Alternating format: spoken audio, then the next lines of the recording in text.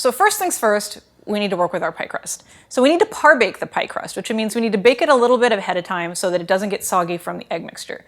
So you can work with a homemade pie crust, or you can work with a store-bought pie crust, whatever works for you is fine. But first thing we want to do is preheat our oven. So we're going to turn it to 375. Ta-da! And it might beep and click behind me, but it's just the oven doing its thing. So a few things about working with a pie crust. So the first thing that we want to do is, after you roll it and put it in the pie tin, in your 9-inch mold here, you want to let it rest, because when you roll a pie crust, what happens is all the gluten inside gets activated and it gets all like tense and raw. It's like it's having a really bad day. So you want to let it sit in the refrigerator for a couple hours, ideally overnight. And I once had somebody tell me that that was a waste of time, and I want to show you what happens when you don't let it rest. So this pie crust right here looks awful. And this happened because this pie crust needed to be rolled out a little bit more than like my other pie crust. And because of that, the gluten got really overworked. And so I put it in the pan, I docked it with a fork, you can see all the little holes, and I put it in the fridge for 1 hour. And I was hoping that 1 hour would be enough, and it wasn't. Like, this looks awful. Nobody can tell me that this crust looks good. This looks horrible. It also serves a functional problem, because you see this edge here, where it's a little bit lower, like our quiche filling is going to like come up past that. It's going to overflow and get underneath the pan. So it's not just a cosmetic issue, right? Like if your crust shrinks, like it causes problems with your filling. It simply will not hold as much filling. So this right here is why you want to let your crust rest. And if you've rolled it a lot, just play it safe and let it rest overnight. Now, if you buy a crust that's already in a pan, like you buy a prefab crust and it's in its own little aluminum pan, you don't need to let it rest because it's already rested in the factory or wherever they chilled it. So when you're parbaking your pie crust, there's a few really important factors that you need to follow.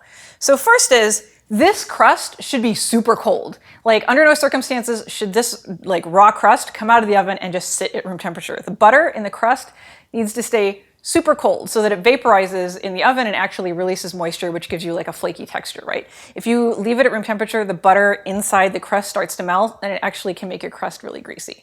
So another thing that I want to show you, really important, is that these little decorative edges around here are much thinner than the rest of your pie crust. They're also not protected by the pie plate here. And so we need to protect these when we're baking it, either baking it and parbaking it or baking it in the oven when we actually add our quiche filling. So what we've got here are these little twisted up pieces of foil. It's kind of old school. You can buy like special like pie edge protectors, but you don't need to. You can just use foil. And so what you do is you bend them and set them around the edge very gently. Since the pie crust is cold, the edges here won't be so fragile.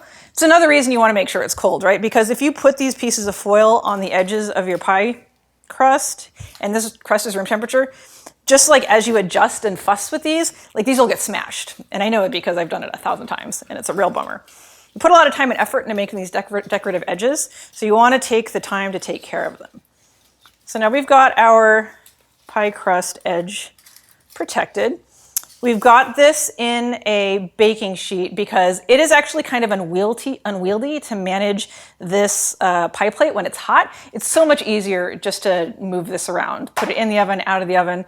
And when you actually fill it with a quiche, like this baking sheet is a requirement, because moving a quiche around, it's super liquidy, and if it spills, like you do not want like spilled egg in your oven. Just trust me when I tell you that.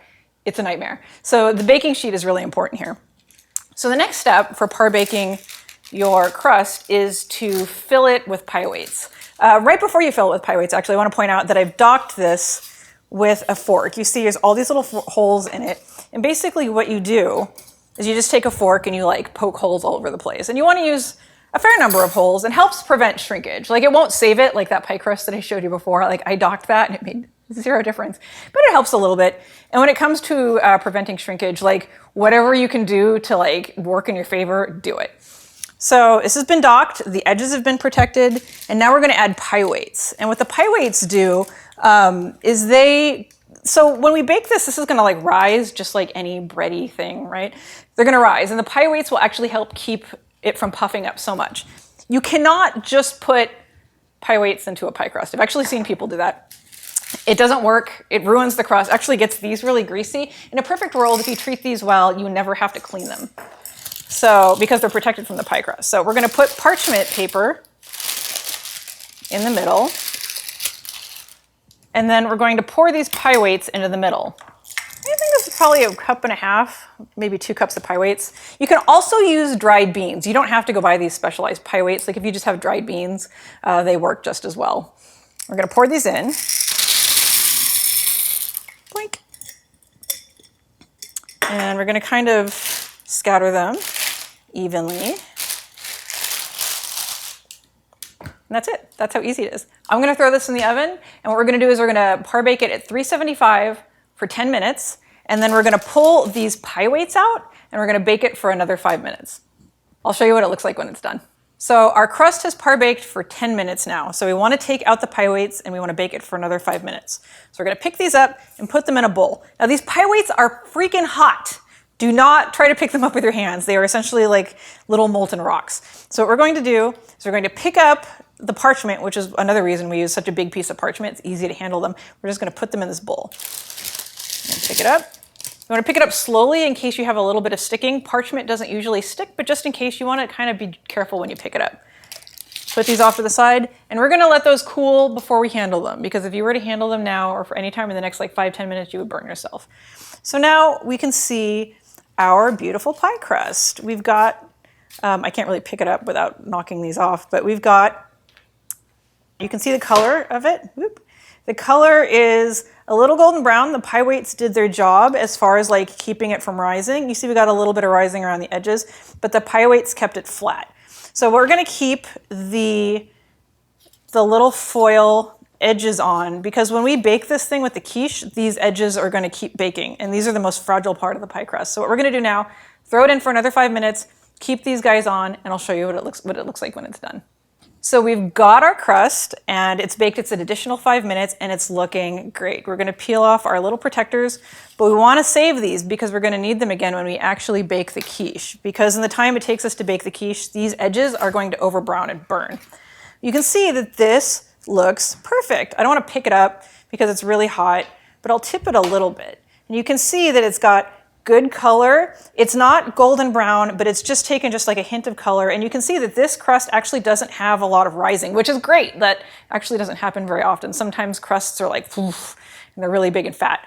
And then you just have to deal with it. There's really nothing to be done with it at that point. You can still use it, but there's nothing you can do about like the fat crust. So this looks great. So we're gonna go ahead and build our filling now.